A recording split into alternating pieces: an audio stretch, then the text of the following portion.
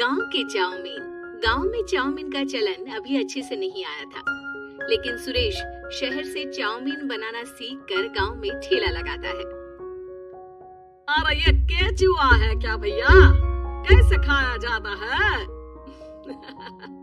अरे नहीं, ये चाउमीन है। चाउमीन शहर में खाया जाता है। कितने की दे रहे हो सुरेश? 10 रुपए की प्लेट भरकर। तभी वहाँ शहर से पढ़ा एक लड़का आता है। जरा एक प्लेट चाउमीन तो देना। सुरेश उसे चाउमीन देता है। उसे चाउमीन खाता देख गांव वाले भी उससे चाउमीन ले लेते हैं और खाने लगते हैं। अरे वाह सुरेश भैया, कमाल की बनाए हो। 2 प्लेट मेरे बच्चों के लिए भी पैक कर दो। बस फिर क्या था, सुरेश का ठेला लगता है और चाउमीन खरीदने वालों की लाइन लग जाती है। तभी वहाँ से गांव का साहूकार होकर गुजरता है। और ये क्या भीड़ लगी है? लगता है झगड़ा हो गया है गांव में। चलूं मैं अभी तो मजे ले लूं। अरे कहाँ है, इतनी भीड़ लगी है यहाँ? लड़ाई हो गई है क्या? अरे साहूकार साहब, ना कोई लड़ाई ना हुई है। ये तो सुरेश की दुकान है चाउमीन की। हम लोग चाउमीन खाने आए हैं, आप भी खाइए ना। साहूकार चाउमीन खाता है और सुरेश की तरफ देखता है, जो सारे दिन के पैसे गिन रहा होता है। अरे सुरेश, क्या लागत है इस काम की? अरे साहूकार जी, आप अब आए तो ये पूरे 10,000 रुपए ले जाइए, जो पिछले साल शहर जाने से पहले आपसे लिए थे ना। लागत तो क्या कहे, जो आपने दिया था उसी में सीखा भी है और दुकान भी खोल ली। अरे पैसे इतने जल्दी क्या जरूरत थी?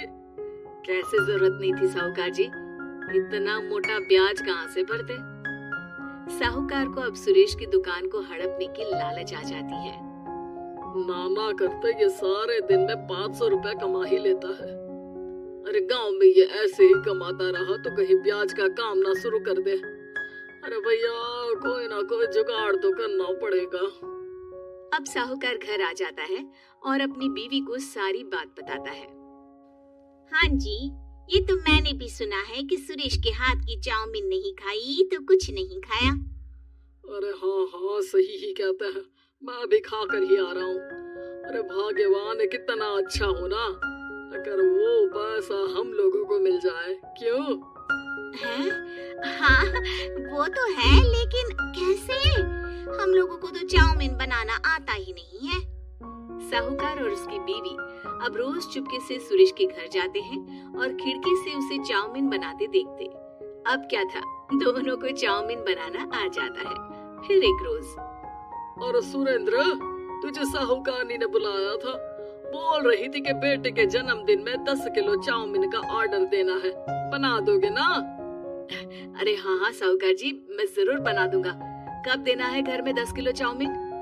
अरे वो तो तू घर आकर पता कर लेना, मैं नहीं बता पाऊंगा। ठीक है, शाम को काम निपटा कर आ जाता हूँ। सुरेश साहूकार के घर जाता है, लेकिन वहाँ मियाँ बीवी मिलकर उसे बंधक बना लेते हैं। अरे मुझे क्यों बांध रखा है? मुझे छोड़ दो। आज से तेरा ठेला मैं लगाऊंगा और बहुत सारे पैसे कमाऊंगा। साहूकार एक आदमी को सुरेश की निगरानी में लगा देता है और वहाँ से चला जाता है। अगले दिन, अरे साहूकार जी, आप कब से चाउमीन बेचने लगे? और अपना ये सुरेश कहाँ गया? अरे वो तो शहर गया है, उसका कोई काम निकल आया था। बोल रहा था कि जब तक वो ना आए तब तक मैं ही उसके ठेले का काम कर दूं।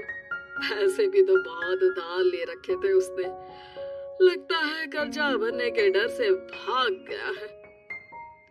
अरे पर वो तो बोल रहा था कि उसने सारा कर्जा उतार दिया है, और वो क्यों भागेगा? इतना तो कमा रहा था। अरे मुझे क्या पता। अरे चाउमीन खाना है तो बोलो, नहीं तो भागो यहाँ से। अरे हाँ, दे दो। अब तो चाउमीन खाना पूरे गांव के लोगों के लिए आदत ही बन गया है। ना खाओ तो नींद ना आए। हाँ, तो लो और निकालो 50 रुपए। 50 रुपए क्यों? सुरेंद्र तो 10 रुपया में देता था। अरे वो पागल था, मैं थोड़ी ना हूँ। गांव वाले जिनको चाउमीन की लत लग गई थी, वो करते भी क्या, दे दो और ये लो 50 रुपए। लेकिन फिर साहूकार उन लोगों को प्लेट में थोड़ी सी चाउमीन रख देता है। अरे ये क्या, पैसे 5 गुना ज्यादा और चाउमीन बस इतनी सी। अरे साहूकार साहब, भगवान से तो डरो। बस फिर क्या था, साहूकार की मन मर्जी चलने लग जाती है और गांव वाले करते भी क्या। एक रोज मुझे तो लगता है कि सुरेश को साहूकार ने मार डाला होगा, क्योंकि उसका काम इतना अच्छा चल रहा था, फिर वो क्यों जाता, और वो भी साहूकार के हवाले दुकान करके। ना बाबा ना। अगले रोज भाग्यवान, देखो तो जरा, ये सुरेश भी ना कितना पागल था। जिस काम से वो ज्यादा पैसे बना सकता था, उससे इतने कम पैसे छाप रहा था। 50 रुपए प्लेट में भी गाँव वाले खूब खा रहे हैं चाउमीन। हाँ जी, और जितने में वो लोगों को 10 प्लेट खिलाता था भर भर कर हम लोग उतने में 20 प्लेट बना रहे हैं, क्यों जी? वहीं सुरेश रोज भगवान से मांगता कि बस एक बार वो किसी तरह वहां से निकलने में कामयाब हो जाए, लेकिन उसकी हर कोशिश नाकामयाब होती। फिर एक दिन, अरे भाग्यवान, ऐसा कुछ करो कि चाउमीन बनाने का खर्चा आधा हो जाए, जिससे हम लोगों को और मुनाफा हो। ना जी, मुझे तो कोई तरकीब ना सूझ रही। अरे सुनो, एक काम करते हैं, चाउमीन बनाने में जो सब्जी लगती है वो मंडी में लेने तुम देर रात चली जाना। तब तक वो सारी सड़ी गली सब्जी जो दुकानदार वहीं फेंक जाते हैं, वो उठा कर ले आना फ्री में। अरे वाह जी वाह, आप तो बहुत समझदार हैं जी। बीवी वैसा ही करती है, लेकिन अब लोग चाउमीन खाते तो मुंह बनाकर। फिर एक बार, अरे राम राम राम, ये पेट में दर्द काहे हो रहा है? आई, आई, आई, आई। हाय रे हाय, मेरा भी पेट दर्द के मारे फटा जा रहा है। सभी को शक हो जाता है कि उन लोगों को चाउमीन खाने से ही ये बीमारी हो गई है। वहीं दूसरी तरफ जो आदमी सुरेश की निगरानी कर रहा था, वो सो रहा होता है और मौका देखकर सुरेश वहां से भाग जाता है। सुरेश गांव वालों के पास जाकर उन्हें सब कुछ बता देता है। बस अब क्या था, साहूकार के घर पुलिस पहुंच जाती है। चलो, तुमने गांव के लोगों को खराब सब्जी वाली चाउमीन खिलाकर बीमार किया और सुरेश को बंधक बनाया। तुम्हें इसीलिए हम गिरफ्तार कर रहे हैं।